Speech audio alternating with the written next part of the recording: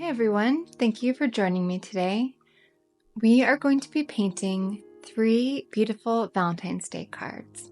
The first card has 2 hearts with a romantic red rose design. I am using the Winsor & Newton Cotman Watercolor set. It's the Skechers Pocket set. And a number 6 round brush. The first step is to trace or draw 2 hearts, one on top of the other, and then paint the first heart with just water, being very careful to stay within the lines. After that, I'm adding my yellow to the inside of the heart. If you can see, I'm using this little ceramic palette. I've really enjoyed using it for watering down the colors, or kind of making washes of the colors or lighter hues of the colors, so that I don't have to dip my brush directly into the color. I can get it from the ceramic palette and it's already mixed to the hue of the color that I want it to be. So then after adding your yellow to the center of the still wet heart, you'll add your crimson red all around the inside of the heart, all around the yellow. And you can see with the wet on wet technique that the 2 colors blend nicely together and make a really cool texture.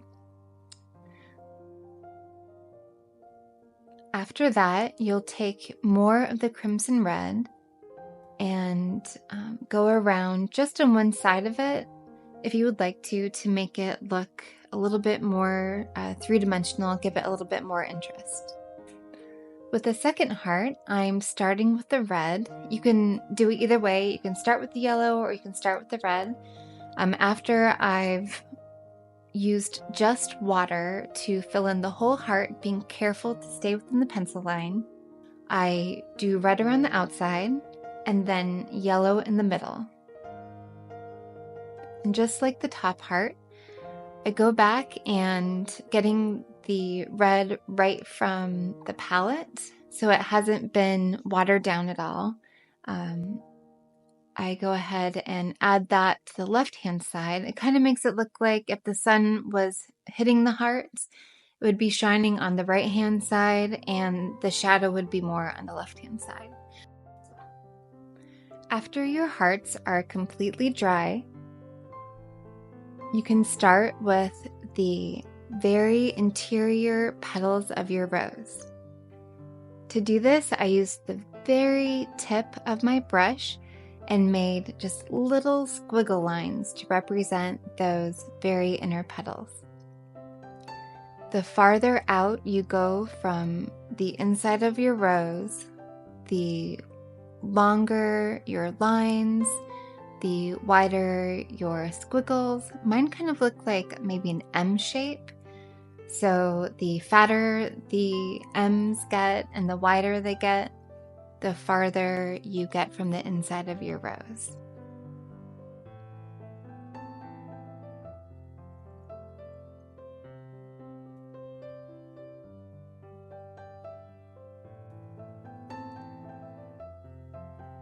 So here the petals, the brush strokes are getting longer and wider the further I go out from the center of the rose. The more of the brush that hits the paper, the wider the brush stroke. So you'll put more pressure onto your brush and more of the bristles will hit the paper, so you're getting more of that paint onto it as you paint the wider, thicker petals. If you want to practice doing the petals before you go to paint them in the heart, I think that's a great idea. I've always liked to practice the flower that I'm painting before I put it into my final project.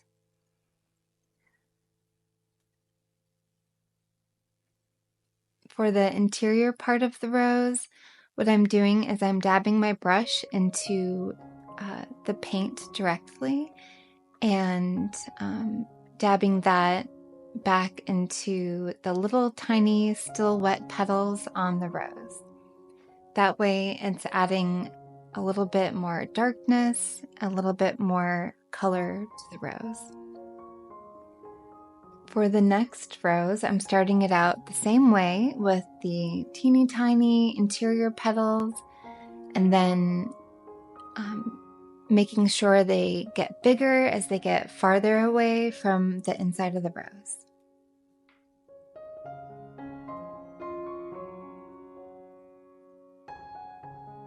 You can always go back and add more petals when you see a space that maybe there's a little bit too much of the background showing. It's very easy to go back and add some more petals later. For this third rose, I'm imagining that you're viewing it from a side view, and so I started from the biggest, thickest petal first, and then moved in towards the center with the smaller petals. You can continue with the other style of rose. You don't have to change it up at all. You can just keep going from the smaller interior petals out to the larger exterior petals.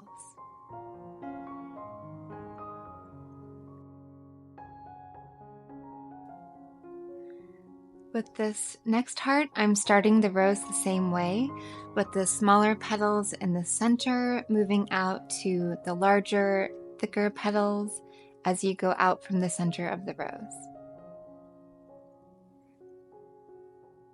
Because of the shape of the brush, the petals at first will be a little thin, so I go back and made them just a little bit thicker by putting more pressure on the brush and adding a little more thickness to it that way. Just making it a little bit wider. And then I go back in and add a bit more color, just dabbing in certain areas, and start on the second rose. I've sped this part up for you so you don't have to watch in real time with each rose, but let me know if you would rather watch in real time for all the parts of the painting, or if you appreciate the sped up version of the painting.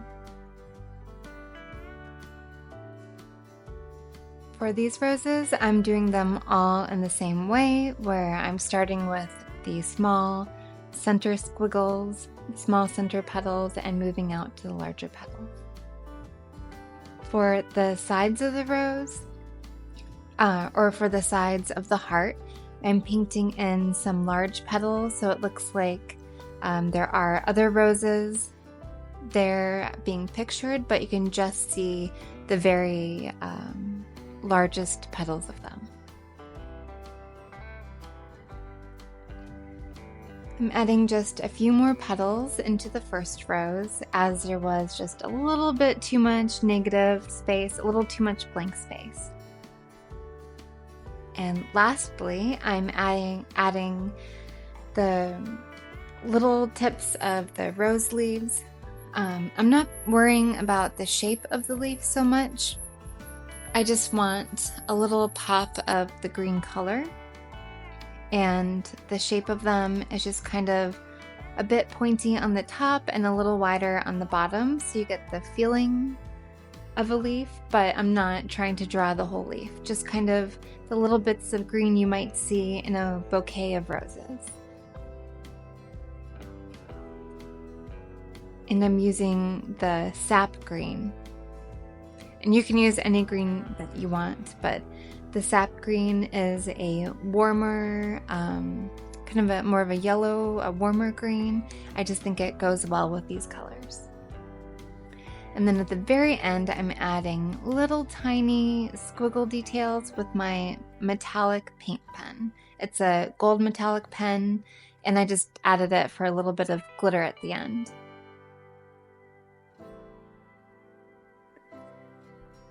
So here we have the finished card. I think it is just adorable and romantic, and we're all set to go to the next one. This card is a similar idea using a heart and the red roses. But these roses I'm going to be creating with a pointed oval wash brush. This brush is a little bit wider towards the base of it and has a point. But first I'm starting with the number 6 round brush to do the background.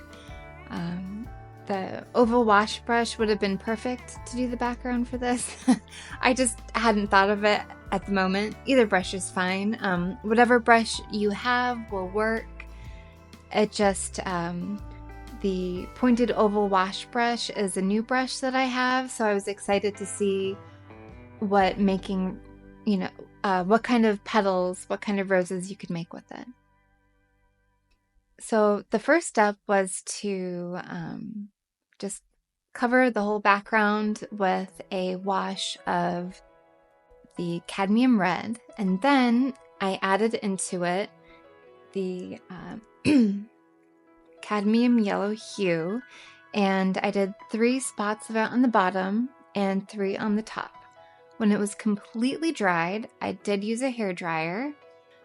I started doing the actual petals, but before it was completely dried, I wanted you to see what it would look like if you tried to put wet on wet petals, and so you can see how they dried out just as kind of like a cloud looking petals. You can't really see what's there. So on top of those kind of cloud formation petals where I was trying to show you what the wet on wet would look like, I'm using the pointed oval wash brush, and again starting with just the very tip of it, putting light pressure and doing very thin squiggles for the center of the rose, and then putting just a little bit more pressure on the petals as you get farther from the center to make them thicker and larger than the ones in the center of the rose. So this pointed oval wash brush, I really got a kick out of using it for these roses. I think that it added a different style to the roses that I really liked. So here I'm doing the second rose, and I am painting it as if it's underneath the first rose. But I started the same way with just the center, the little lines, the little squiggles in the center, and then the larger squiggles, the larger petals as you go out from the center. So here with the third rose, I'm doing it the same way, and the inner petals, the center of the rose is teeny tiny, and the larger petals, or the farther you go out from the center, the bigger the petals. So for the fourth rose, teeny tiny squiggles in the center, and then bigger, wider, fatter squiggles as you go out. So you're putting more and more pressure on your brush, and the lines are getting bigger and the petals look larger. So here I'm going back in with a little bit of the alizarin crimson hue and adding more of a darker red to the interior of the roses. The roses are still a bit wet, so the color that I'm adding, it blends nicely into the paint that's already there. The part that's a little bit drier, what it's doing is adding a third layer, and I actually like the way that looks, so I'm going ahead and adding a third layer of a darker shade of red. I guess it would be like a glazing, since it's the top thinned out layer, to all of the roses, as I really like that deeper red from the third layer that it's giving us. So you have your first layer wash with the red and yellow together that dried, and then we did the initial painting of the roses, And then that's not completely dry, but a lot of it's pretty dry. And we're putting in a third layer. If you would like to, you can keep it with just the 2 layers, but this third layer is adding more of a darker red, and I think it adds interest to the painting. And I'm really into bright colors. If you'd like the more muted roses, then you could just keep it with the initial painting of the petals. You don't have to add the third layer.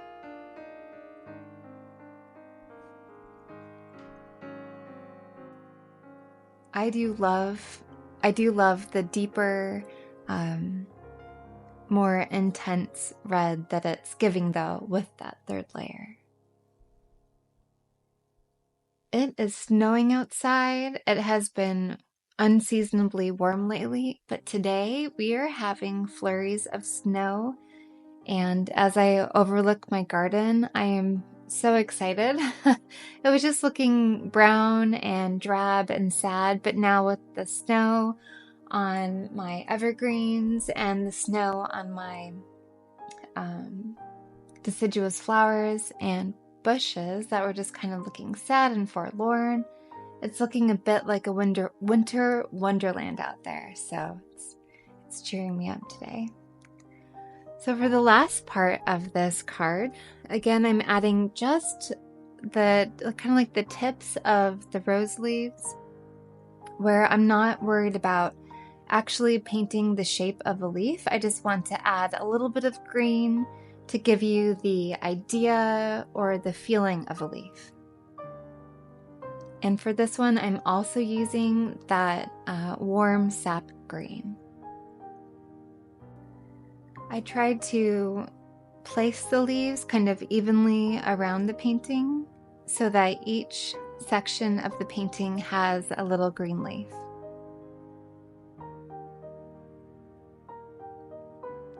And then I also touched it up a bit, adding a bit more color.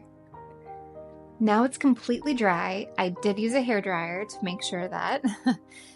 And I'm taking off the heart, which I made from painting tape. I just cut into the shape of a heart, and that made the perfect sticker for this to prevent painting into the heart. I think it's beautiful as is. You can keep it just like that or put whatever saying or words you want in the middle. I chose to write love in the middle of the heart. My handwriting isn't the best. I'm not the best at calligraphy, but the cursive love, I thought I did a pretty good job. And after writing it in pencil, I went over it with a pen. I have the type of pen that you can use with watercolors where if I chose to paint in the heart later, it wouldn't run, and that's the Micron, M-I-C-R-O-N. It has the archival waterproof ink. So here it is. I'm excited about it just as it is, but I think I'm addicted to glitter just a little bit addicted to sparkle. So I added a little bit of sparkle on the love by using my metallic painter's marker, and it's the ultra fine tip metallic painter's marker. And then after using it on the love, I put little bits of it around the card. Here it is, the finished card. I'm very happy with it. I think it looks pretty and romantic and fresh, and we're ready for our next card. So here is our third card. It is a sunset with hearts floating off into the sky. For this one, I'm cutting out the heart stickers. I'm making them myself, but you can buy heart stickers and use them on your watercolor paper as long as when you try it out, when you peel it up, it doesn't take your paper with it. I'm using the Arches 140-pound watercolor paper, And with the painter's tape, it works really well. And when I peel up the heart tape hearts, it does not pull up the paper with it.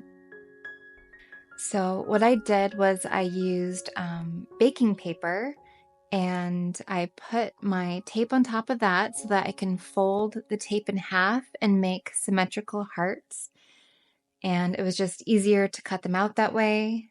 Then once I had them all cut out, I took the baking paper off of the back of them because the painting tape does not stick to the baking paper, which was a really great find. I was experimenting.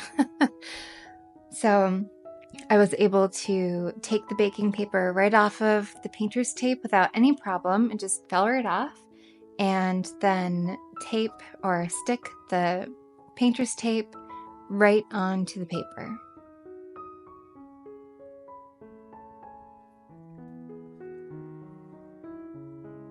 The Arches 140-pound watercolor paper is great for when you're wanting to use a lot of water, rather than using a cheaper paper that can't hold as much water and dries up quickly. Because with the cheaper paper, you'll end up with streaks in your sky, and with the Arches 140-pound cotton paper, you're able to add more colors without making streaks in your sky. Once you have all your hearts down, you will want to take a paintbrush, and here I am using that pointed oval wash brush. It's a number 4, and I guess it's in the name of the brush. It does a great job with washes. So you'll want to, I'm doing wet and wet washes, so I painted the whole background with water, and then I am putting in the yellow first. For this one, I actually used the lighter lemon yellow hue first, and then the cadmium yellow hue, and then after the cadmium yellow hue, I added the alizarin crimson hue. And I'm pulling it down a bit right into the yellow because I didn't want the yellow to be too bright. I wanted it to look a little more of a sunset yellow. And then I did a wash of the alizarin crimson all the way to the top of the paper. For the purple in the sunset, I'm using the ultramarine blue, and starting at the top, I'm brushing it down into the red.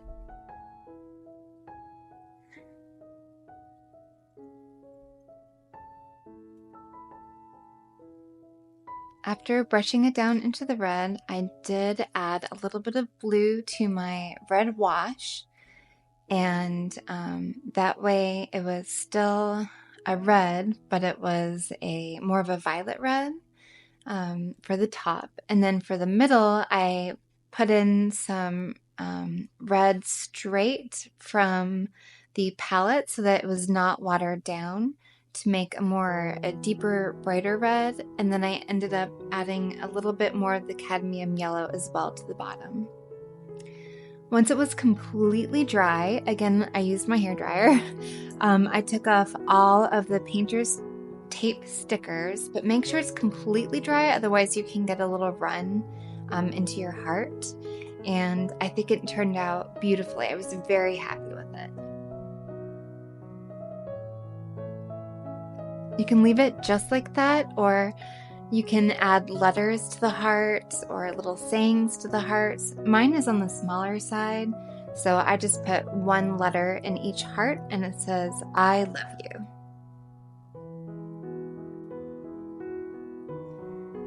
So here are all 3 of the cards that we have made today. I think they make an adorable little trio. But I have a couple more ideas of what you could do with the first card with the 2 painted hearts. I saw this idea maybe online or in a store, I'm not sure, but I thought it was so cute, and I had to give it a try, where you cut the hearts out, and I attached them to a cardstock where the lines, the wires, or strings holding the heart say happy on one and then Valentine's Day on the other. To create this, I placed the cutout hearts on the cardstock where I wanted them and marked the tops of them where the heart meets in the center with a pencil. Then I took my ruler that has that nifty thing on the top of it, I'm not sure what it's called, but that way you don't have to measure to make sure it's straight from the sides. And I drew the line down from the top to the point that I made on the paper, on the cardstock. That way, the lines allowed me to write happy and Valentine's Day without going all, every which way. After writing it in pencil, I went over it with the Micron archival ink pen, and I thought it turned out pretty well. After the ink dried, I used my kneaded eraser, which if you don't have one, you have to get one. I use my kneaded eraser all the time. It's such a soft and delicate eraser, and it won't leave marks on your paper. After that, you just attach the hearts with a double-sided tape or glue, whatever works best for you. And voila, there you go. A new heart, or a new card, I should say, with the old design. Here they are all together. Thank you so much for joining me today. I hope you enjoyed it, and I'll see you next time.